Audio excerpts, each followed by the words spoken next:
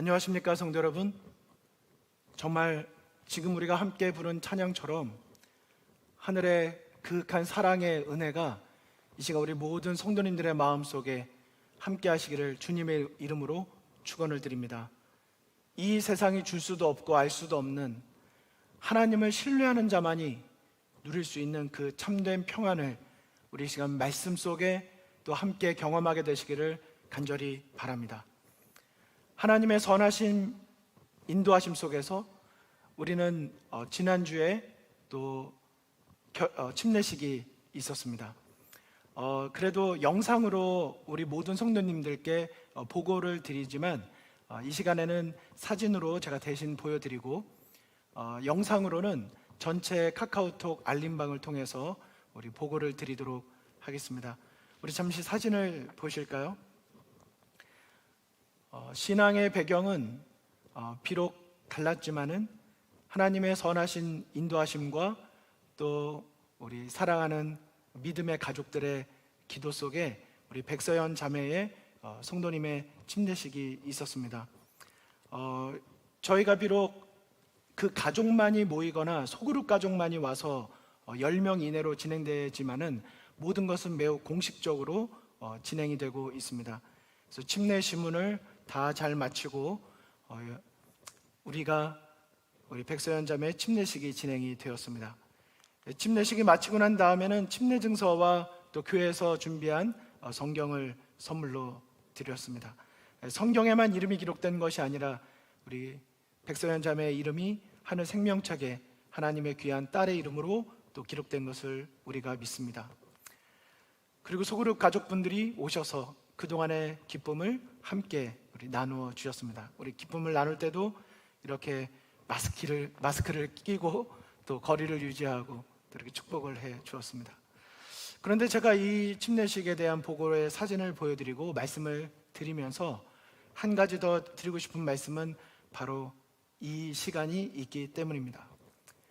우리 지금 9월 둘째 주에도 그리고 지난주에도 또 오늘도 잠시 뒤에 1시면 또 한 영혼이 침례를 받게 됩니다. 작년부터 이어져 오는 지속적인 성경 공부 속에 결실을 맺도록 하나님께서 이 시기에도 저에게 큰 영혼 구원의 결실로 위로와 소망을 주시는 것 인하여 진심으로 하나님께 영광을 돌려드립니다. 그런데 이렇게 침례식이 진행될 때마다 빠질 수 없는 귀한 시간이 한 가지가 바로 헌신의 시간입니다. 모든 절차를 따라 저희가 다 침례식이 진행되고 난 다음에 가장 마지막으로 갖는 시간이 바로 헌신의 시간입니다. 하나님의 자녀로 거듭난 새로 난 이 영혼이 이제 내가 왜 이 결심을 했는지, 그리고 앞으로 나는 이 결심을 어떻게 계속 이어가기를 원하는지, 정말 하나님은 나에게 어떤 분이시며 나는 하나님께 어떤 자녀로 살아가고 싶은지 헌신을 다짐하는 시간입니다. 안타까운 것은 사실 이 헌신의 시간을 그 현장에서 우리 모든 성도님들과 함께 나눌 수 있다면 참 좋을 텐데 지금은 영상으로 대신하게 되는 그것이 좀 아쉽기는 합니다. 하지만 그렇게라도 우리가 헌신을 다짐하고 나눌 수 있는 것이 참 하나님의 은혜라고 생각이 들기도 합니다. 그런데 이런 침례식 왜 모든 성도님들께 알려드리고 왜 요람은 우리 모든 성도님들이 계신 곳에서 거행하도록 또 이렇게 말하고 있을까요? 그것은 침례를 받는 그 영혼도 소중하지만 그 모습을 보면서 이미 침례를 받은 내 자신, 나의 결심은 과연 어디에 있는가? 나도 하나님 안에서 새롭게 거듭난, 새롭게 결심한 그 순간의 헌신이 내 마음속에 분명히 있는데 다시금 그 모습을 보고 그 헌신의 음성을 들으면서 우리 각자의 신앙을 또 나의 첫사랑이신 하나님을 다시 돌아보고 바라보게 되는 그런 의미가 있다고 생각이 드는 것입니다. 저는 그런 차원에서 침례식이 계속 진행되고 있지만 저는 그 예식이 있는 것으로 기뻐하는 것으로 끝나는 것이 아니라 우리 모든 성도님들께서도 이런 소식을 듣고 보실 때마다 다시 한번 나의 헌신과 나의 결심, 나의 고백은 어디에 있는가 하는 것을 함께 돌아보셨으면 하는 것입니다. 그런 의미에서 오늘 설교 말씀의 제목은 주님께 드릴 나의 고백은 이라고 하는 제목입니다. 주님께 드릴 나의 고백은 입니다. 저는 오늘 이 말씀을 구약성경 룻기서 1장의 배경을 설명을 드리면서 오늘 시작해 보고자 합니다. 그 당시는 사사들이 나라를 다스리던 시대였습니다. 이 팔레스타인에 커다란 흉년이 두 차례에 걸쳐서 있었는데요, 그 흉년의 시기에 유다 땅에 살고 있던 베들레헴에서 태생이고 에브라 사람이었던 엘리멜렉이라고 하는 사람이 있었습니다. 이 엘리멜렉은 나의 하나님이 왕이시다라고 하는 뜻을 가진 그 이름의 사람이었습니다. 이 부인으로는 나오미가 있었고요, 이 말론과 기륜이라고 하는 두 아들이 있었습니다. 흉년이 너무 극심했기 때문에 그 옆에 있는 모압 땅으로 이주해 가서 거기에서 머물게 됩니다. 하지만 많은 성도님들께서 아시는 것처럼 얼마 시간이 지나지 않아 정말 그곳이 너무 고됐는지는 모르겠지만 엘리멜렉은 결국 죽게 됩니다. 그리고 나오미가 이제 두 아들과 함께 사는 동안에 두 아들은 그 모압 여인과 함께 결혼을 하게 됩니다. 아시는 것처럼 이 모압 사람들은 이 아브라함의 조카였던 롯의 후손들입니다. 이름이 굉장히 비슷하죠? 롯이 남자고 룻은 여자입니다. 그런데 그 모압 여자 중에 한 사람이 바로 이 룻이었습니다. 이 오르바와 룻이 그 각각의 부인이 되어 함께 머물게 되었는데, 그렇게 생애를 산 지 얼마 되지 않아 10년 정도 지났을까요? 말론과 기론마저 죽게 됩니다. 여러분, 상황을 생각해 보십시오. 시어머니와 두 며느리만, 그것도 나오미 입장에서는 타지에서 그런 상황이 된 것입니다. 사랑하는 남편을 잃고 의지하고 살아야 될 두 아들마저 잃은 상황에서 정말 홀로 남다시피 나오미는 살게 되는 것입니다. 그러다가 유다 땅에 하나님의 은혜로 다시 흉년이 사라지고 풍년이 된다는 소식을 듣게 되고 두 며느리와 함께 다시 이제 본국으로 돌아가게 됩니다. 그런데 그렇게 돌아가던 중에 나오미가 생각을 하고 결심을 하게 됩니다. 그리고 두 며느리를 부르고 오르바와 룻에게 말을 하게 됩니다. 이제는 너희 모두 친정으로 돌아가라. 어찌 너희가 나와 함께 계속 거하겠느냐? 너희 인생을 어찌 여기에서 끝내겠느냐? 돌아가라고 이야기를 합니다. 이미 충분하다, 이 정도만 나와 함께 거한 것도 참 고마웠다고 이야기를 하는 것이죠. 그 말을 들은 두 며느리는 정말 큰 소리로 울었다라고 성경은 말하고 있습니다. 그러면서 그럴 수 없다고, 우리는 어머니가 가시는 그곳이 바로 우리가 머물 곳이라고 고백을 합니다. 여러분, 우리가 시어머니의 입장에서, 나오미의 입장에서 생각해 볼 때 그 고백이 얼마나 고마웠을까요?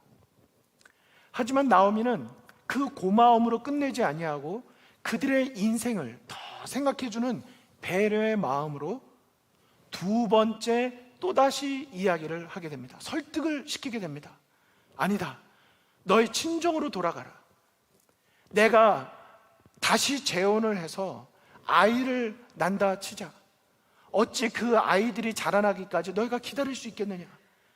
내가 나이 들어 아이를 가질 수 없음도 물론이거니와 아이를 가져서 낳는다 한들 어떻게 너희들이 그때까지 기다릴 수 있겠느냐? 아니다, 돌아가라 라고 이야기를 합니다. 여러분, 그 다음 어떻게 상황이 되죠? 기륜의 아내였던 이 오르바는 그 말을 듣고 결국 본국으로 입을 맞추고 작별 인사를 하고 자기의 친정으로 돌아가게 됩니다. 일단 여기에서 한 가지 우리가 기억해야 될 팁이 하나 있죠. 본심을 알려거든 최소 몇 번은 물어야 됩니까? 2번은 물어야 되는 것입니다. 물론 처음에 나오미와 시어머니와 함께 이고자 했던 것도 분명히 본심이었습니다. 하지만 정말 그 시어머니의 간곡한 그 호소 또 설득, 결국 그 오르바는 떠나게 되는 것이죠. 우리가 그럴 때가 있습니다. 어떤 상황이 돼서 이렇게 실갱이를 하게 될 때가 있는데 한 번 더 얘기하면 그것이 이루어질 때가 있어요. 하지만 그 시어머니의 설득이 룻에게는 이루어지지 않는 것이었습니다. 2번 이야기했음에도 불구하고 룻은 전혀 끄떡도 하지 않았습니다. 여전히 시어머니 곁을 떠나지 않았습니다.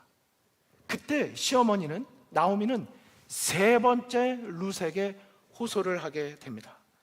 얘야, 너의 동서는 자기 백성과 자기의 신들에게로 돌아갔는데 너도 동서를 따라 돌아가거라. 나 때문에 이렇게 희생당하지 말고 돌아가라고 이야기를 하는 것입니다. 여러분, 그때 룻의 고백이 나오죠. 무엇이었습니까? 그 구절은 성경 말씀으로 우리가 함께 보도록 하시겠습니다. 룻기 1장 16절부터 18절입니다. 룻이 이르되 내게 어머니를 떠나며 어머니를 따르지 말고 돌아가라 강권하지 마옵소서. 어머니께서 가시는 곳에 나도 가고 어머니께서 머무시는 곳에서 나도 머물겠나이다. 어머니의 백성이 나의 백성이 되고 어머니의 하나님이 나의 하나님이 되시리니 어머니께서 죽으시는 곳에서 나도 죽어 거기 묻힐 것입니다 라고 말한 것입니다. 여러분, 아멘이십니까? 어머니께서 가시는 곳에 나도 가겠다. 어머니께서 머무시는 곳에 나도 머물겠다. 어머니의 하나님이 나의 하나님이 될 것이라고 고백한 것입니다. 만일 내가 죽는 일 외에 어머니를 떠나면 여호와 하나님께서 내게 벌을 내리실 것이라고 말을 하게 되는 것입니다. 그렇게 더 이야기를 하니까 나오미가 룻이 자기와 함께 가기로 굳게 결심했다는 사실을 알고 그리고 그만 돌아가라는 말하는 것을 포기하게 되는 것입니다. 우리 성도 여러분들께 질문을 드리고 싶습니다. 이 오르바와 룻, 그 둘의 차이는, 첫 번째는 시어머니의 말씀을 듣고 돌아갔느냐 돌아가지 않느냐, 시어머니 곁을 끝까지 남았느냐 그렇지 않느냐라고 볼 수 있습니다. 하지만 그것보다 그들의 내면 속에 있던 더 큰 차이점이 있다는 사실을 우리는 알게 되는 것이죠. 특별히 룻의 고백 속에 보면 내가 어머니를 떠나지 않겠다는 고백만이 아니라 또 무슨 고백을 하고 있습니까? 어머니의 하나님이 나의 하나님이 되실 것이라고 말하는 것을 보게 되는 것입니다. 또 나오미가 그 룻에게 3번째로 설득을 시킬 때 오르바를 언급을 하면서, 또 다른 며느리를 언급을 하면서 그는 자기 고향으로 돌아갔다고만 말하지 아니하고 그는 자기 신에게도 돌아갔다고도 말하는 것을 보게 되는 것입니다. 결국 우리는 이것을 알 수 있는 것이죠. 오르바는 한때 일시적으로 그의 남편 기론의 신앙을 따라 여호와 하나님을 믿는 백성이 되었었습니다. 하지만 그 신앙은 좋은 경험이기는 하였고 어느 정도 또 나오미와 더불어 좋은 관계를 맺고자 하였지만은 그것은 거기까지였던 것이었습니다. 어머니와 함께 머물겠다고 크게 울었지만 그녀의 울음과 그 오르바의 마음속의 하나님은 거기까지였던 것입니다. 마음이 없었던 것은 아니었지만 그것이 끝까지 포기할 수 없는 결정적인 신앙, 결정적인 시어머니와의 관계는 아니었던 것입니다. 어느 정도는 이 신앙과 이 가정에, 이 백성에게 매력을 느꼈던 것은 사실이지만 여전히 나는 내가 있어야 될 곳은, 내 친정은, 내 가정은 바로 그것이다. 내가 여전히 섬길 신은 바로 모압에 있다고 생각했을 수 있다고 하는 것이죠. 하지만 룻은 어떠했습니까? 제가 조금 전에 말씀으로만 드렸지만 한번 성경 말씀으로 한번 보시기 바랍니다. 룻기 1장 18절, 나오미가 룻이 자기와 함께 가기로, 그 다음 뭐라고 되어 있습니까? 굳게 결심함을 보고 그에게 말하기를 어떻게 했어요? 그쳤습니다. 성도 여러분, 바로 그것입니다. 우리가 어떤 상황이 주어질 때가 있습니다. 이걸 나는 줘야 될 입장이고 그분은 받아야 될 입장인데, 그분은 안 받으시려고 하고 나는 주려고 하는 것입니다. 최소 몇 번은 하자고요? 2번 이상은 해야 진심이 좀 나온다고 말씀을 잠깐 드렸습니다. 제가 전에도 한번 그런 말씀을 드린 적이 있습니다. 제가 어디에서 이렇게 강의를 마치고 이렇게 나오는데 한 분께서 오셔서 너무 고맙다고, 이 귀한 강의를 들으셔서 너무 고맙다고 하시면서 저기 봉투를 주시는 거예요. 제가 봉투를 생각하고 그거 생각한 것이 아니었습니다. 그래서 제가 그분께 진심을 말씀을 드렸죠.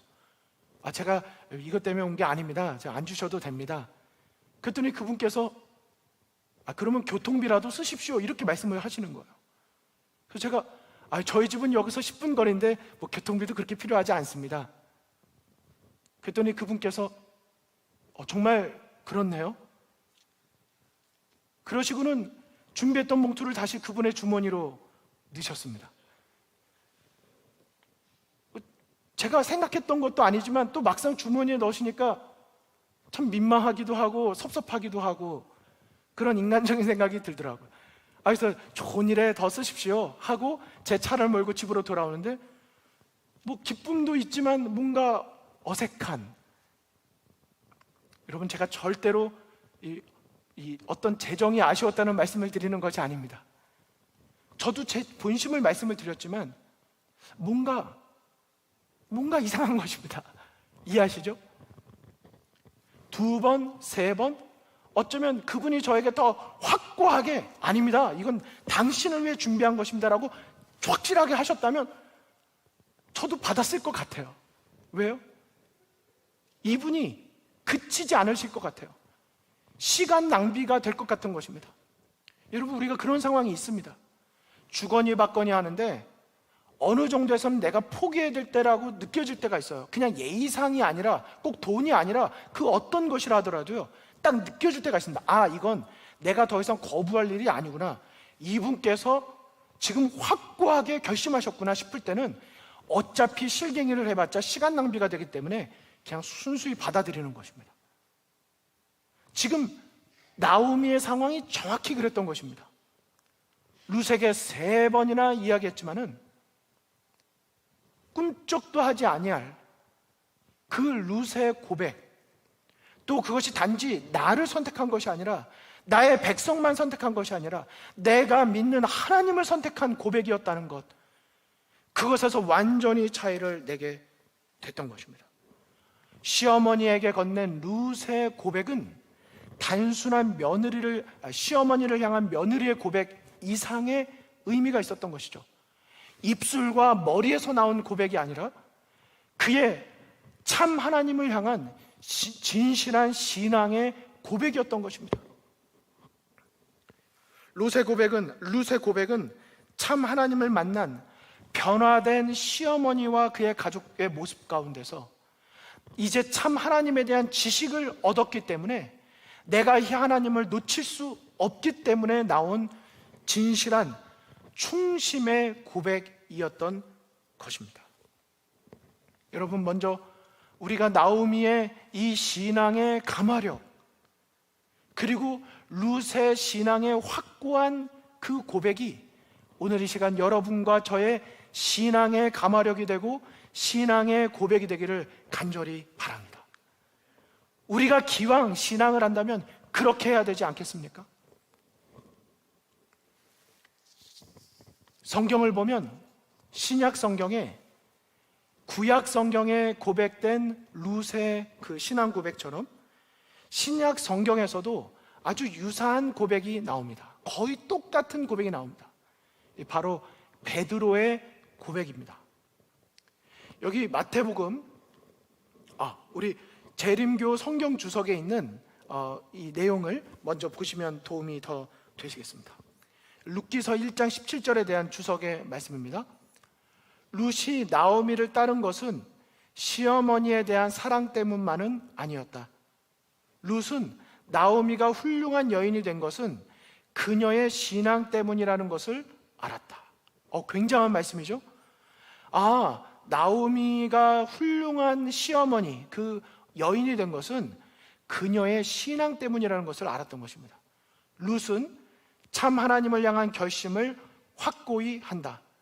참 하나님에 대한 룻의 유일한 지식은 그녀가 나오미와 그녀의 가족의 삶에 반사된 하나님을 본 것뿐이었다. 나오미 시어머니와 그녀의 가족의 삶에 반사된 하나님의 모습을 보고 그 유일한 하나님에 대한 지식이 참 하나님 곁을 떠나지 않겠다는 확고한 결심으로 이어졌다고 말하고 있는 것입니다. 여러분, 한 구절만 더 보시겠습니다. 룻은 최고의 시험대 위에 섰다. 그녀의 마음으로는 모압 여인보다 유대 여인에 더 가깝다는 것이 입증되었다. 그녀는 나오미와 교제하는 동안에 변화를 체험하였으며, 따라서 낯익은 모압 땅에서 오랜 친구들과 머무는 것보다 낯선 이스라엘 땅에서 사는 것이 더 편안하고 만족스러울 것을 알았다. 참 하나님에 대한 지식은 인종이나 친족의 유대보다 사람의 마음을 더 밀접하게 묶는다. 나오미의 설득이나 오르바의 행동도 룻이 나오미와 나오미의 하나님에 대한 게 자신의 운명을 맡기기로 한 결심을 바꿀 수 없었다. 여러분, 아멘이십니까? 하나님에 대한 지식으로 연결이 되면 어떤 인종이나 친족의 유대 관계보다 더욱더 밀접하고 더욱더 끊어질 수 없는 그런 관계를 맺는다고 말하고 있는 것입니다. 나오미와 교제하는 동안에 변화를 체험한 이 룻의 입장에서는 내가 옛날에 알았던 오래된 사람들을 만나는 것보다 하나님을 믿는 신앙 안에서 그 신앙의 숨쉬는 공기 속에 함께 머무는 분위기를 더 갈망했던 것이었죠. 여러분, 여기에서 우리가 무엇을 느끼고 깨닫게 됩니까?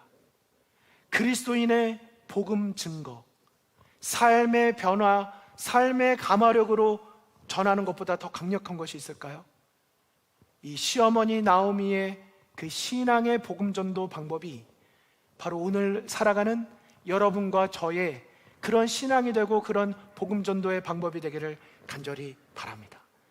우리의 삶에서 증거되는 그 모습이 또 다른 사람을 변화시키고 우리의 자녀를 변화시키고 우리의 이웃을 변화시키는 그런 복음 전도 방법, 가장 확실한 복음 전도 방법이 아니겠습니까? 여러분, 그런 신앙이 오늘 여러분과 저의 신앙이 되도록 우리 오늘도 한 마음으로 기도하는, 그런 마음으로 무릎 꿇는 그리스도인 우리 모든 가족이 되시기를 간절히 바랍니다. 여러분, 그런데 아까 잠깐 말씀드린 것처럼 이와 같은 신약 성경에도 동일한 룻의 고백을 한 사람이 있습니다. 누구일까요? 베드로의 고백입니다. 우리 한번 보실까요? 마태복음 26장 31절로 35절입니다. 그때 예수께서 제자들에게 이르시되 오늘 밤에 너희가 다 나를 버리리라. 기록된 바 내가 목자를 치리니 양의 떼가 흩어지리라 하였느니라. 베드로가 대답하여 이르되, 여러분, 이 부분은 같이 한번 읽어주실까요? 시작. 모두 주를 버릴지라도 나는 결코 버리지 않겠나이다. 그 다음은 제가 읽겠습니다. 예수께서 이르시되 내가 진실로 내게 이르노니 오늘 밤 닭 울기 전에 내가 3번 나를 부인하리라. 베드로가 이르되 내가 주와 함께 죽을지언정 주를 부인하지 않겠나이다 하고 모든 제자도 그와 같이 말하게 된 것입니다. 성도 여러분, 이 뒤에 사건은 다 잘 아시죠? 베드로는 여러 제자들 앞에서 모든 제자들보다 제일 먼저 예수님께 자신의 신앙 고백을 하였습니다. 모두가 주를 버릴지라도 나는 주님을 따를 것이라고. 주님과 저를 갈라놓을 수 있는 것은 오직 죽음밖에 없을 것이라고. 여러분, 누구의 고백과 같습니까? 나오미를 향한 룻의 고백과 똑같은 것입니다. 시어머니께서 가시는 곳에 나도 가겠고, 시어머니께서 머무는 곳에 나도 거기 있겠고, 시어머니와 저를 갈라놓을 수 있는 것은 죽음밖에 없습니다. 내가 죽는 데까지 시어머니 가는 곳을 따라가겠습니다라고 고백했던 것이 바로 룻의 신앙 고백이었습니다. 나오미의 하나님을 향한 고백이기도 하였죠. 베드로는 지금 누구에게 고백하고 있습니까? 예수 그리스도, 하나님이신 그분한테 직접 고백하고 있는 것입니다. 하지만 그 결과는 어떠했습니까? 정반대의 결과를 낳게 되었습니다. 정말 그 말로, 표현으로 보면 이 표현보다 더 좋은 것이 없는데도 불구하고 그는 조그만 시험이 왔을 때 마치 뿌리가 잘려나간 나무처럼, 그 엄청난 신앙 고백에도 불구하고 그는 통나무처럼 쓰러지고 말았습니다. 여러분, 룻의 이 신앙 고백의 모습과 베드로의 신앙 고백, 그리고 그의 모습, 고백으로 놓고 보면 죽음이 아니고서는 결코 당신을 따르는 나의 삶을 어떤 것도 갈라놓을 수 없다고 아주 흡사하고 동일한 신앙 고백을 했음에도 불구하고 왜 그렇게 전혀 다른 결과를 낳게 되었을까요? 여러분은 그 이유가 무엇이라고 생각하십니까? 저는 이렇게 생각합니다. 룻의 고백은 충심에서 나왔고 베드로의 고백은 충동에서 나왔기 때문인 것입니다. 충심인가 충동인가?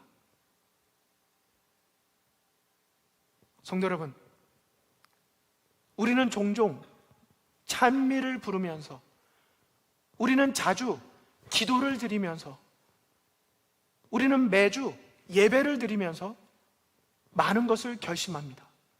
그리고 하나님께 고백을 드립니다. 그러나 우리의 하나님께 드리고 있는 고백은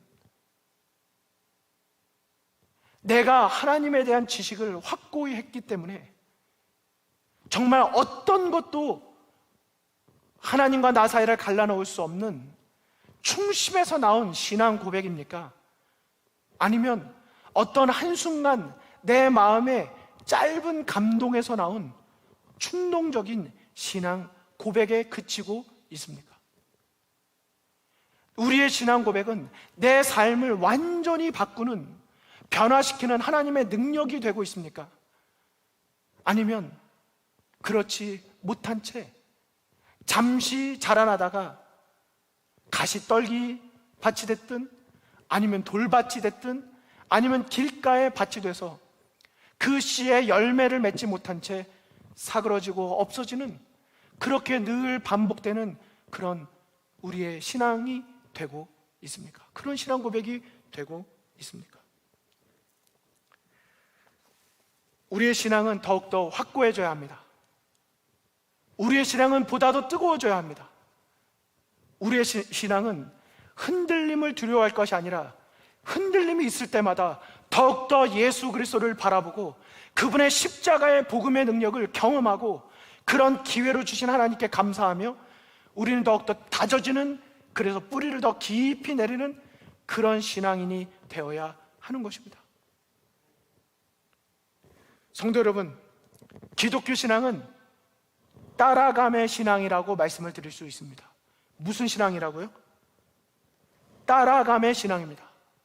바라봄의 신앙이기도 하고요, 마음의 관심사를 빼앗는 싸움이기도 하지만 또 한 가지는 따라감의 신앙이라는 것을 잊으시면 안 됩니다.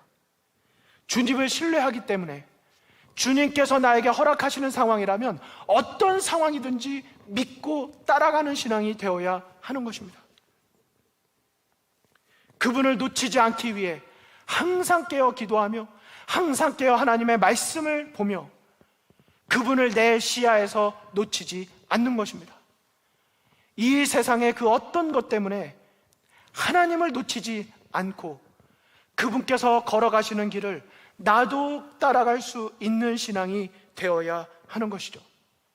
여러분, 그 예화 한 번쯤 들어보지 않으셨습니까? 효도관광을 보내드린 그 어머니께서, 할머니께서 열심히 이제 그 관광을 패키지로 이제 다니셨는데 그 가이드를 놓치면 안 된다고. 그러니까 가이드가 뭐라고 말했습니까? 어디를 가시든지 이 노란 깃발만 보고 다니셔야 합니다. 이 깃발을 놓치면 길을 잃어버리실 수도 있습니다. 이 깃발만 보고 다니십시오. 그리고 그 효도 관광을 떠나신 그 어머니께서 유럽 여행을 다 마치고 정말 몇 주를 다니시고 돌아오셔서 이제 사랑하는 자녀들을 만났습니다.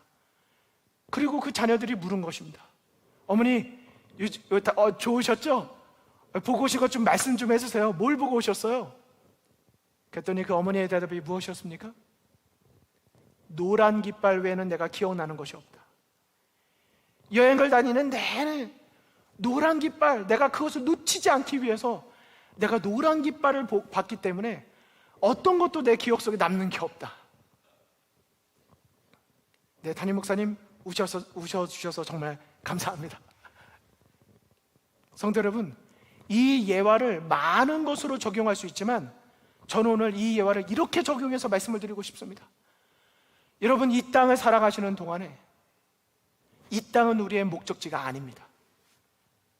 그리스도인은 나그네 인생을 사는 사람들입니다. 이 땅은 하늘 본향을 가기 위한 준비 기간이고 그것을 위한 훈련장일 뿐이라는 사실을 잊어서는 안 됩니다.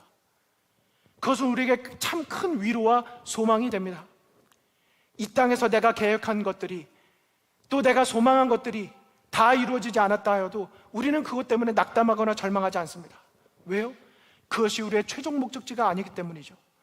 오히려 하나님의 나라에 들어가기에 가장 필요한 우리의 성품을, 하나님에 대한 성품을 더 온전히 깨달을 수만 있었다면 우리는 그것 때문에 하나님께 기뻐하며 감사를 드릴 수 있지 않습니까?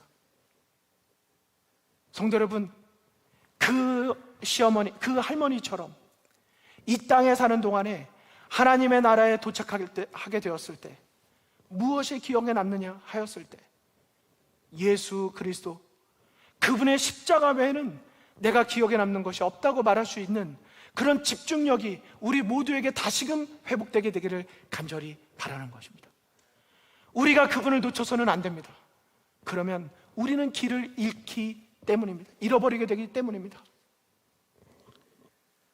성도 여러분, 예수님은 그분의 제자들을 향하여 말씀하셨습니다. 마태복음 4장 19절, 나를 따라오라, 내가 너희를 사람을 낚는 어부가 되게 하리라. 마태복음 16장 24절, 이에 예수께서 제자들에게 이르시되 누구든지 나를 따라오려거든 자기를 부인하고 자기 십자가를 지고 나를 따르라고 말씀하신 것입니다. 결국 예수님은 계속 말씀하신 것입니다. 나를 따라오라고 말입니다. 따라가는 신앙입니다. 나를 따라오려거든 이렇게라고 말씀하셨습니다. 따라감의 신앙이 되어야 하는 것입니다. 오직 그분만을 바라보며 그분을 따라가는 것입니다. 주변을 두리번거리지 마십시오. 그분을 따라갈 때만이 우리의 신앙은 안전하기 때문입니다. 여러분, 어떤 직분으로 부르심을 받으셨습니까? 끝까지, 그 부르심에 끝까지 합당하게 그 자리에 끝까지 예수님의 부르심을 따라가시기를 간절히 바랍니다. 모든 것은 그분께 믿음으로 맡기고 끝까지 그분을 바짝, 정말 그분을 놓치지 않기 위하여 바짝 따라가시기를 간절히 바랍니다. 우리가 어디 낯선 길을 갈 때 우리 앞에 가는 엄마의 손을 붙잡거나 엄마의 그 치맛자락을 붙잡고 이렇게 막 부지런히 따라다닌 기억이 있지 않으십니까? 베드로가 실패하였습니다. 아까 말씀드린 것처럼 엄청난 신앙 고백을 하였지만 실패하였습니다. 왜 실패하였는가? 성경을 보니까요, 누가복음 22장 54절, 베드로가 멀찍이 예수님을 따라갔다. 마가복음에도 마태복음에도 계속 베드로가 실패했던 그 순간의 모습을 보면 이 베드로가 예수님을 저주하고 부인하고 하기 전에 성경은 기록하기를 따라가긴 따라갔는데 어떻게 따라갔다고요? 멀찍이 따라갔다고 말합니다. 멀찍이 따라간 베드로는 결국 예수님을 부인하고 저주하고 떠나가게 되고 만 것입니다. 그래서 그랬을까요? 베드로 전서 2장 21절에 베드로의 권면 속에 다음과 같은 말씀이 나오는 것을 보게 되는데요, 놀라운 기별이 있습니다. 이를 위하여 너희가 부르심을 받았으니 그리스도도 너희를 위하여 고난을 받으사 너희에게 본을 끼쳐 그 자취를 따라오게 하려 하셨느니라. 근데요, 여기 베드로가 쓴 그 자취를 따라오게 라는 말이 에파콜로네오라는 그런 헬라어로 되었는데요, 그 말이 어떤 때 쓰이는 단어냐면 그냥 따라가다가 아니라 close after입니다. 바짝 따라가는 것입니다. 저는 이 말씀을 묵상하면서 자기가 멀찍이 예수님을 따라갈 때 얼마나 애매한 신앙을 했는가를 돌아보고, 이제는 베드로가 정말 예수님을 따라가려면 바짝 따라가야 된다 호소하고 있는 것을 보게 되는 것입니다. 사랑하는 성도 여러분, 우리가 예수님을 향한 우리의 고백은 어떤 고백이 되고 있으며 우리는 예수님을 따라가되 어떻게 따라가고 있습니까? 저는 오늘 이제 말씀을 줄이면서 하나님은 이런 분이라고 두 가지로 정리를 해드리고 싶습니다. 여러분, 하나님은 어떤 분이신지 아십니까? 우리가 가보지 않은 길을 그분이 먼저 가시지 않고 너희는 가봐라 하시는 분이 아니십니다. 하나님은 어떤 분이세요? 그분이 반드시 먼저 그 길을 앞서 가시고 따라오라고 말씀하시는 분이라는 사실입니다. 그래서 히브리서 4장 15절에도 뭐라고 말씀하셨습니까? 그분은 우리의 연약함을 다 동정하고 아시는 분이라고 말씀하고 계시지 않습니까? 여러분 기억하십시오. 하나님은 어디 한번 가봐, 어디 한번 잘 가나 못 가나 한번 보자, 믿음이 있나 없나 보자, 이렇게 말씀하시는 분이 아니십니다.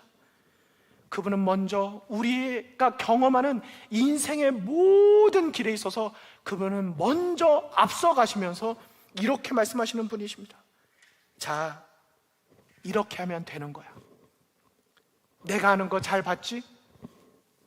자, 이제 한번 어디 내가 간 길을 너도 한번 와보지 않겠니? 그렇지, 그렇지, 그렇게 하는 거야. 따라와. 잘하고 있어. 그래, 걱정 마. 너가 넘어지면 내가 옆에서 붙들어 줄 거야. 걱정하지 말고 믿음을 가지고 한 걸음 한 걸음 더 나아오렴. 그분은 가라고 하시는 분이 아니라 나를 따라오라고 말씀하시는 분이십니다. 여러분, 그러므로 용기 잃지 마시고 내가 홀로 이 길을 걷고 있다고 생각하지 마시고 이 고통의 길을, 이 고난의 길을 먼저 가신 그분이 오라고 할 때 아멘, 내가 예수님을 따라가겠습니다 고백하는 우리 모두가 되시기를 간절히 바랍니다.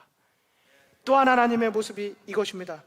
그분은 또다시 기회를 주시는 분이라는 사실입니다. 베드로는 엄청난 신앙 고백을 했음에도 불구하고 넘어졌습니다.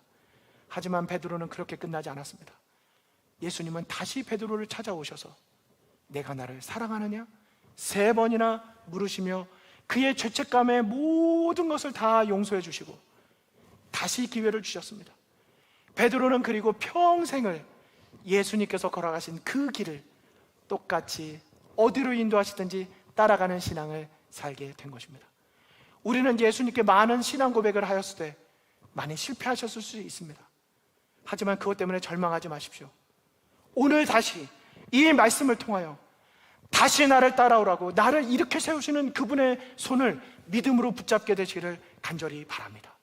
그리고 우리 모두가 베드로가 했던 고백, 바로 이 고백입니다. 그리고 루시 했던 그 고백을 하나님께서 우리에게 하실 수 있으면 얼마나 좋을까요?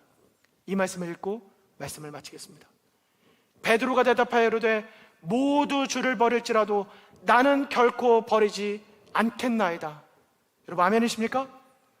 나오미가 룻이 자기와 함께 가기로 굳게 결심함을 보고 그에게 말하기를 그치니라. 이제 하나님께서 우리가 굳게 결심함을 보고 우리 곁에 영원히 함께 하시기로 약속하시는 그분의 음성, 우리 찬양을 같이 부르시면서 또 헌금을 함께 드리시면서 그 결심 하나님께 드리는 우리 모두가 되시기를 바라면서 말씀을 마치겠습니다.